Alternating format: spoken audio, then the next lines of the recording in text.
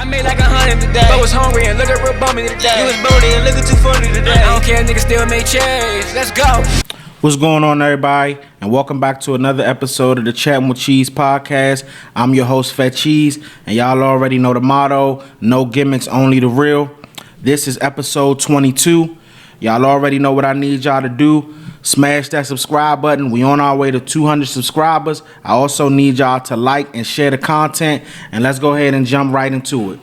So on Sunday afternoon, my Cowboys got demolished again, losing to the Philadelphia Eagles 34-6. But the main topic that we discussing today actually has nothing to do with the loss, with them getting the doors blown off of them on Sunday. It's actually about after the game. So if you guys been paying attention to Sports Center and everything like that, or just the sports world in general, you seen that on Sunday after the game, Micah Parsons, who was back for his first game since I believe earlier in the year, I don't remember quite the week, but he had a high ankle sprain that kept him out for a couple of weeks, and Sunday was his first game back. So after the game, Micah Parsons was asked by a reporter about how he felt and what he felt about the possibility of Mike McCarthy not being the head coach of the Dallas Cowboys next year, and basically, I'm just going to go ahead and discuss his response and what I think about, how he answered it. You've been getting a lot of opinions about it. So now I just want to go ahead and give mine and, let y'all know how I feel. So the reporter asked Micah Parsons, and I'm reading this. I'm reading this quote for quote. So this is not no misquote or something. This is exactly how it was, said. This is exactly how it was said. So the reporter asked Micah Parsons, Mike's on his final year of his contract. So outside, of course, there's going to be questions. What's the sentiment inside the locker room, and what do you tell people who are wondering about whether McCarthy will be the coach next year? Micah responded, that's above my pay grade on if Mike is coaching again next year. Micah comes back and says, Coach Mike can leave and go wherever he wants. Guys I kind of feel bad for are guys like Zach Martin and guys who might be on their last year or on their way out because that's who I wanted to hold the trophy for. You want to win games and do great things with those type of legends who put in more time and work than Mike McCarthy ever did. So those are the kind of guys that I have so much sympathy and hurt for. End of quote. So I took two things from that. I took two things from this whole thing right here. The first thing I took from it is Mike McCarthy has lost the locker room. That's number one. The second thing I took from it is Micah Parsons has some maturity issues. So I'm gonna start with the second thing, which is the maturity of Micah Parsons, and then I'll go to why I feel like Mike McCarthy has lost the locker room. So beginning with Micah Parsons' maturity issues, I just feel like certain situations, like, bro, you got to know better. You got to know better. First and foremost, you're just coming back from off of injury. You've been out for multiple weeks. The Cowboys have looked horrible even when you were playing. Now you're back, and certain questions like this, sometimes you got to understand that these reporters and stuff, they're baiting you. At the end of the day, people can say whatever they want. The Dallas Cowboys are the biggest draw in sports. Whether they losing, whether they winning, they still get views when they're talked about, no matter what. I just think sometimes Micah Parsons, I don't know if he does it on purpose or I don't know what it is, but Micah Parsons at times can be very immature. Like, I'm sorry, I'm one of the biggest Cowboy fans in the world. I love what Micah does on the field. He's one of the best defensive ends in the game. His impact is unmatched when he's out there on the field. My problem with Micah Parsons comes off the field with some of the things and some of the words and stuff he decides to use. Sometimes it could be mind-boggling to me.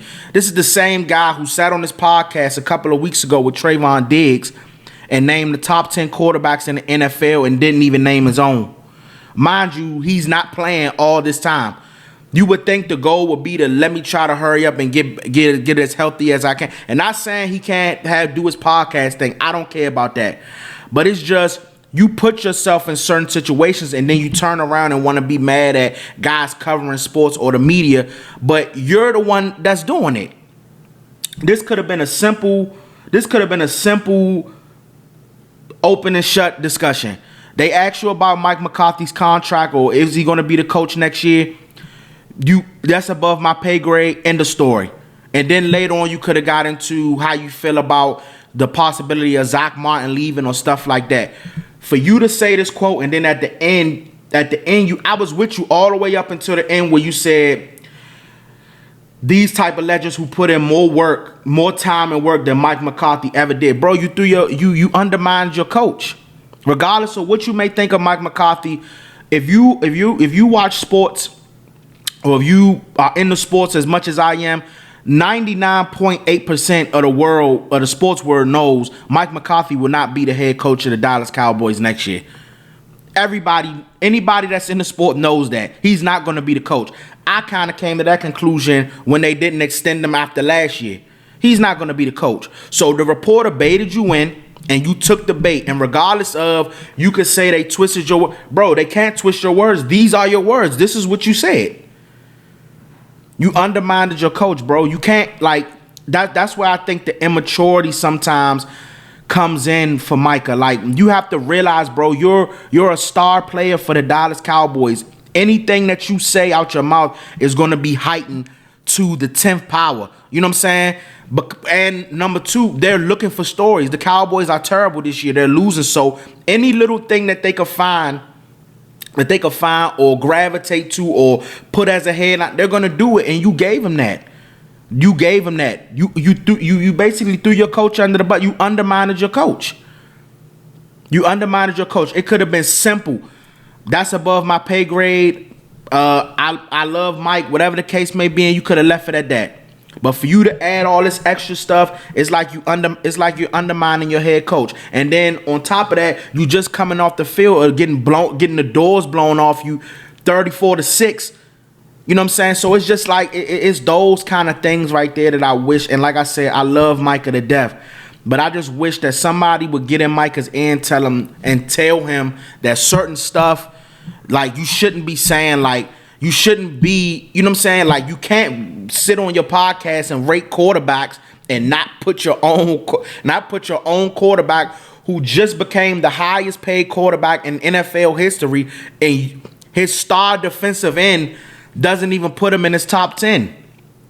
You got to understand, bro. Like, I understand. Like, sometimes you forget these guys are still young and they got a lot of, but somebody needs to get in Micah's ear, and I think maybe help him out, you know what I'm saying, as far as navigating with the media and what to say and what not to say, because at times, bro, it could come off as very immature. Like, and I'm not gonna lie, you look that way sometimes.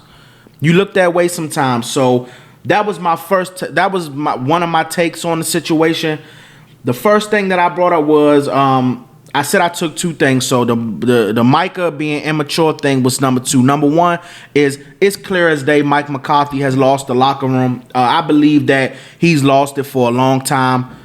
One, when you have your owner, the owner of the team undermining you every step of the way, honestly, you never had it's going to be hard for you to get that respect from players anyway, because they already know they don't even have to really listen to you. They can just go upstairs to Jerry and everything's going to be all good. So it's kind of uphill climb trying to gain confidence or trying to gain respect of the locker room anyway.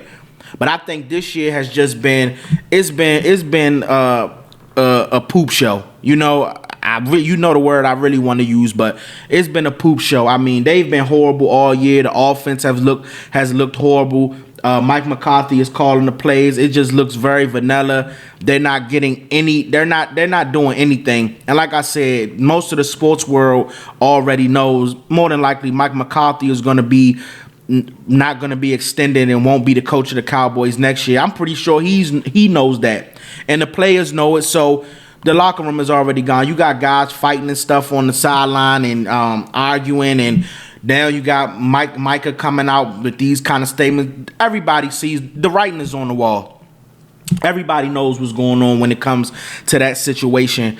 I think if you put Mike McCarthy on the lie detector test, I honestly think he probably would have preferred to be let go at the end of last year rather than have to deal with what he's dealing with this year, because I'm going to be honest, the team looks so bad. I really don't see a scenario where Mike McCarthy gets another head coaching job. I really don't even see another scenario if Mike McCarthy can get an offensive coordinator job the way this offense looks. Now, granted, the year before last, they were the number one offense in the NFL with Mike McCarthy lead as the offensive coordinator. So you never know. But it's all around bad this year. Like I said, it's terrible. It's open season in Dallas. I think you just got people jumping. You just got the fans are tired. The owner is terrible. You got players undermining the coach now, and it's a snowball effect. It started at the beginning, and now it's just making its way downhill. I think that, like I said, it's open season, so now the reporters and these TV networks and everything, they're gonna be looking for stuff to hitch their wagon on for these last 8 to 9 games or whatever to make headlines, because no matter what, whether they're winning or losing, talking about the Cowboys bring views and bring headlines. So just be mindful when speaking on, certain things. But those are the two takeaways I took from it. Number one, Mike McCarthy has lost the locker room. Number two, Micah Parsons has maturity issues. Moving on. So going back to Sunday, one of the best games of the day. The Pittsburgh Steelers come into Washington and end up Russell Wilson ends up throwing a late game touchdown to Mike Williams, and they ended up beating the Commanders 28-27. So the question I have, and this is for all Steelers fans, this is for all my Steelers fans, how confident should Steelers fans be in their squad? Right now they sitting at 7-2. I think right now, I'm gonna be honest. If I had to do my confidence level for the Steelers, I'll be at a. If I'm a Steelers fan, I'll be at a confident. If I'm being honest, I'll be at a confident 7.5, 8. The Steelers, they look decent. I mean, and before I start anything, like I said, I'm a man. If I'm wrong, I'm willing to admit it. I want to give a sincere apology to Russell Wilson. I was one of the ones at the beginning of the season who I said I felt as though Justin Fields should be the starter of this team. I felt Justin Fields gave them a better chance to win rather than Russell Wilson. And I was wrong about that. I apologize, Russell Wilson. I thought after seeing you with the Broncos that you was a little bit over the hill, but Russell has came back and actually played some very good ball.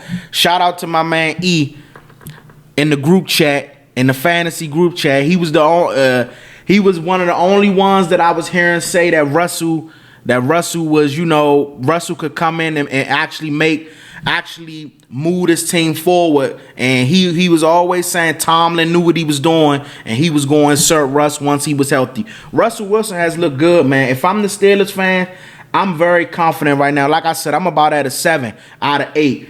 Russell Wilson has looked good since he's been back. The main thing for Russell Wilson, though, that I've noticed and has stuck out to me is that he's not turning the ball over. He's not making the crucial mistakes, because you already know Pittsburgh is known for putting a solid defense out there. So Russell was coming out there. He's making the necessary plays, getting them downfield, getting them in the end zone. And he knows I have this defense that's going to come on the field that's going to at least hold the team to a certain amount that's going to always keep us in a ball game. These have been Russell's stats since he's been back. In week 7, he went 16 for 29, 264 yards, 2 touchdowns with a 109 QB rate. Week 8, he went 20 of 28, 278 yards, 1 touchdown with a 114.9 QB rate. In week 10, he went 14 of 28, 195 passing yards, 3 touchdowns. He had 1 interception and 93.6 QB rate. And that 1 interception, I mean, of course it count on the stat sheet, but that was kind of like just a throw up and try to let my guy make a play, and he ended up getting picked off by Chin, the Commanders. But other than that, I think Russell Wilson has been playing some good football. Like I said, he hasn't been making the critical mistake to put them in bad situations, and you're seeing it. Like you're seeing the difference in the offense from him and Justin Fields. To me, the guys seem more motivated. The run game has become better over the past couple weeks. George Pickens has looked good. He has we already knew he was very talented, but now with Russ, he actually looks like a solid number one. He's been getting hit. He's been stepping up in a major way for us. I'm going to go ahead and read off his numbers. Week 7, he had 5 receptions for 111 yards, 1 touchdown. Week 8, he had 4 receptions, 74 yards, 0 touchdowns. But this past week, he had 5 receptions for 91 yards and 1 touchdown. And you can see him and Russ are still building that rapport with each other. But right now, they look good. Russ has him a number 1 receiver. I like the addition of Mike Williams. He made a big play, a confidence booster play by Russ trusting him at the end of that game. He ended up catching the game-winning touchdown. I think that could be a confidence booster for him.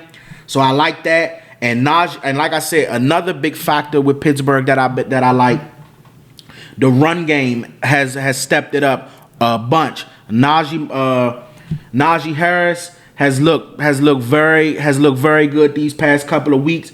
He had 2 consecutive 100-yard games. This week he only had 53 yards, but he did score a touchdown. And Jaylen Warren has looked very good for them. Even though he fumbled this week at the 1-yard line, that was kind of like a crucial blow because they was driving about to score.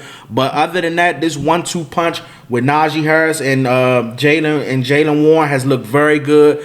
Pat Fryer moved to tight end. He got in the end zone this past week. He looks good. And Arthur Smith got this offense rolling. Like I said, from what I seen, I like what I'm seeing from the offense. And once again, like I said, Russ is not making the critical mistake. So because he already knows he got a solid defense coming out in the field. So all I got to do, basically, I just got to game manage. Don't turn the ball over. Make some big drives. Get in the end zone. And just keep the game close. And you know what I'm saying? I already know my defense is going to keep us in the game. So I just got to go out here and make plays when it's time. And I love the way that they've looked. The defense going on to the other side of the ball, which is the defense. This is the defensive ranking for them. You know what I'm saying? For the Pittsburgh Steelers currently right now. They're 9th total in defense. They're 20th in passing defense. They're 4th in rushing defense. They're 2nd in scoring defense. 1st in red zone defense. And 11th and 3rd down defense. So their defense is pretty solid. When you got that front, you already know you got TJ Watt, a multiple time defensive player of the year. You got Patrick Queen at the linebacker position, who they got from their rival Baltimore Ravens. They added Preston Smith. He's making plays. He had a sack this past weekend. You got Alex Highsmith, who had a sack this past weekend. Of course, you got old man Cam Hayward still hankering down in the middle. You got Minka Fitzpatrick on the back end. I like Joey Porter Jr. But like I said, I love what I'm seeing from Pittsburgh right now. Pittsburgh is a sneaky 7-2. I'm gonna be honest. I wouldn't put them. I would put them kind of like in that middle of the pack. I would put them like on the same level as like I would put them with Baltimore. I would put them with Buffalo.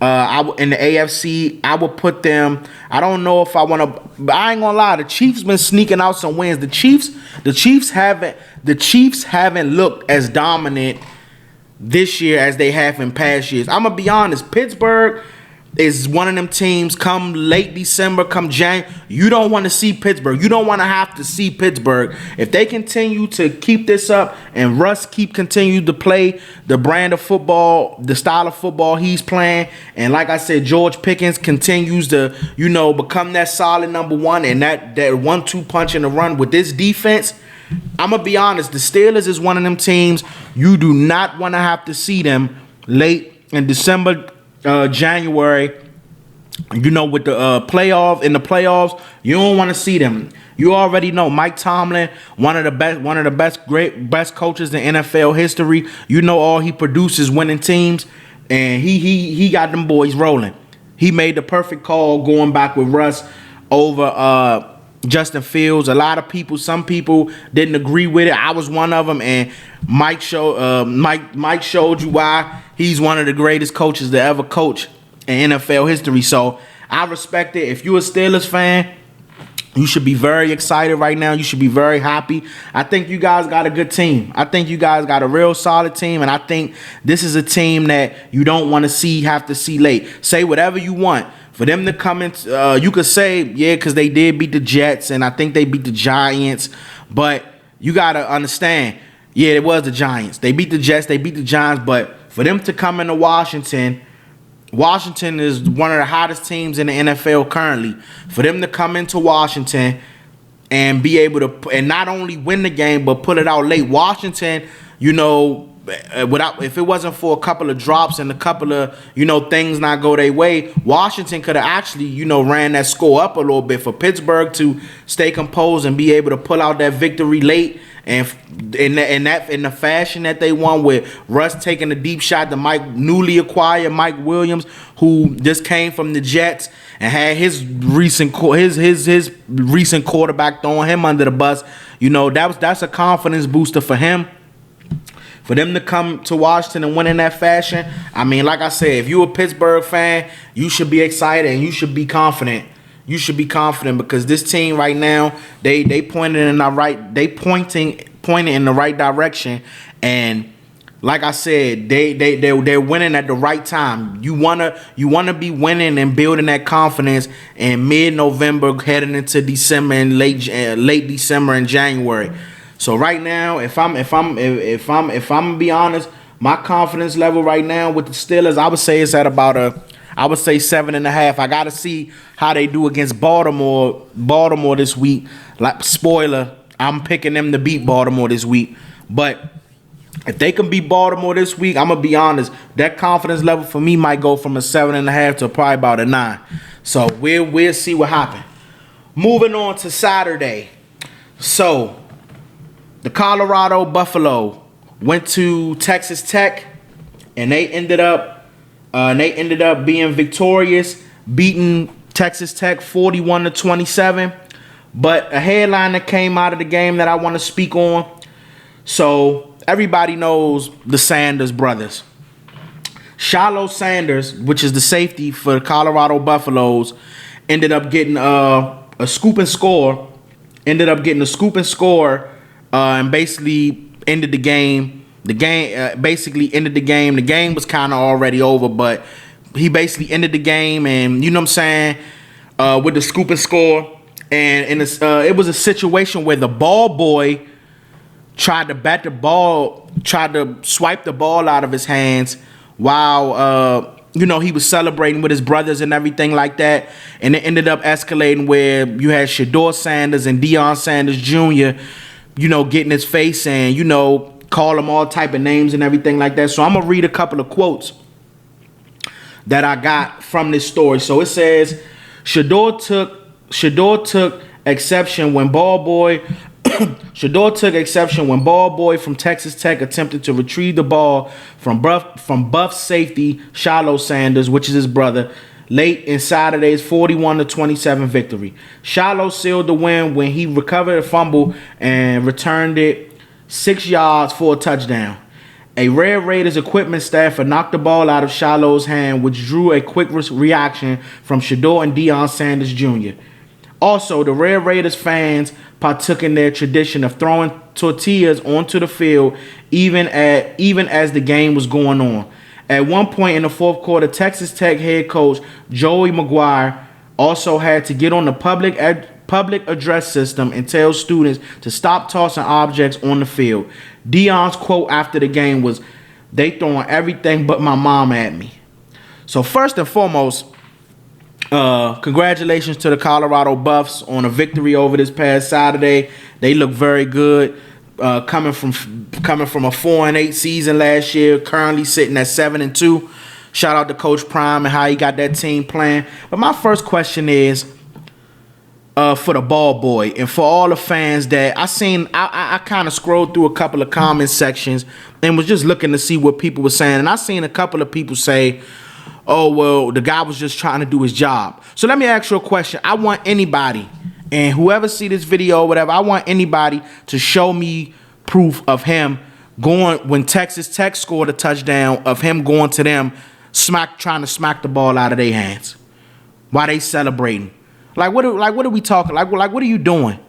That don't even make sense. Usually how it's supposed to go, if a guy scores or whatever the case may be, they wait for the guy to hand the ball to them, or eventually sometimes the guys want to keep the balls or whatever the case may be. Pause. However it go, you don't just come up to them. You clearly see him celebrating, and it's a defensive touchdown at that. And you clearly see, if you watch the video, he's doing it with some kind of intent behind it. You're trying to smack the ball, and then you're trying to smack the ball out of his hand after he just got a scoop and score touchdown. And it's like you trying to make it like I don't understand. I don't get the motive behind it. Why not wait until after he's done celebrating, then you collect the ball or whatever the case may be? But you purposely made it your business to run over there, try to smack the ball out of his hands, and guess what? You got the reaction you deserve from his brothers.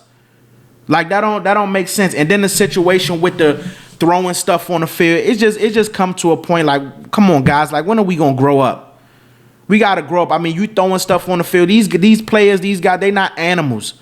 But I find it weird that every single time, not all the time, but most of the times when you hear about a Colorado Buff game or you see them, it's always something with either fans doing something or players talk. I'm just trying to figure out, it gotta be, at this point, I'm just assuming it's a jealousy thing. People are jealous of Deion. You can't talk trash about him this year no more, because they were, you know what I'm saying, this is the same coach that came here and this team won one game the year before he got there. They won 4 games, they lost 8. People had trash to talk. Now he turns it around this season and they're 7-2. So you can't say nothing about them winning or nothing now. So now you try to find other ways. Come on, guys. You throwing stuff on the field, throwing stuff at the players. Like, what are we doing? And I understand. They say that's a tradition in Texas Tech. So I'm not at the school or whatever. I'm not knocking that. But when it gets to a point where you're throwing items and stuff on the field, like, what are we doing? What are we doing? And then the ball boy tries to knock the ball out of Shiloh's hands. And I want to give a shout out to Shiloh. I know that was a special moment for you, especially after a couple of weeks ago when Deion basically went in front of the cameras and said that Shiloh played horrible coming off of his injury. I believe it was to Kansas State. Shiloh had a horrible game. So for him to be the one to seal the deal against Texas Tech with a scoop and score, let them have a moment. For you to try to come over there and smack the ball out of his hands, and then people all up in arms because of the reaction that you got from his brothers, what sense do that make? It's just like it's coming off to me as jealousy. It's coming off to me as a bunch of like weird tactics that these fans and people are trying to use. We understand you don't like Deion, you don't like the school, you don't like these kids and stuff because the flashiness, the fan, whatever you feel about them, whatever. But guess what? You can't say they ain't winning. They winning 7-2. One, like I said, before Deion Sanders got there, this team won 1 game. The following year, 4 games, and now this year they sitting at 7-2. I don't think they'll be able to make the college football playoff. You never know though; they might be. I'm not gonna count them out. There's still some games left, but Deion got this team looking good, and people are trying to, I just find stuff very weird. And then when they speak on it, people make it seem like it's a problem. I like what Shador did. He signed a tortilla. You know what I'm saying? It's just like it's weird. Like, come on, guys, we got to grow up. I'm starting to see that around. The first one I noticed seen was in Texas when they were throwing stuff on the field in the Georgia game, but. It's like, come on, guys, we got to stop this. These guys are not animals. They not circus clowns or nothing. These are human beings. You You know what I'm saying? So we got to tighten up. But for that ball boy, you was dead wrong for that. And you got the response that you deserve. Because at the end of the day, you let them have a moment. Like I said, if anybody could show me proof of him going to go slap the ball out of the Texas Tech players' hands when they scored, then DM it to me, or however you can get it to me, show it to me. But I can almost guarantee you he wasn't doing that to no Texas Tech players when they scored. So why try to make the moment about you and do it when the Buffs is celebrating? Come on, man. I didn't like that. So I wanted to make sure that I spoke on that on this week's episode. But shout out to Colorado, Coach Prime, Shador, Travis, Shiloh. Y'all keep doing what y'all doing. Y'all got Prime, you got them boys rolling this year. Last but not least, I'm gonna do my week 11 predictions for the NFL. Last week I went 8-6. A couple teams owe me because y'all cost me. A couple teams like the Giants, the Commanders. Who else? I can't think of it right now at the top of my head, but a couple teams owe me.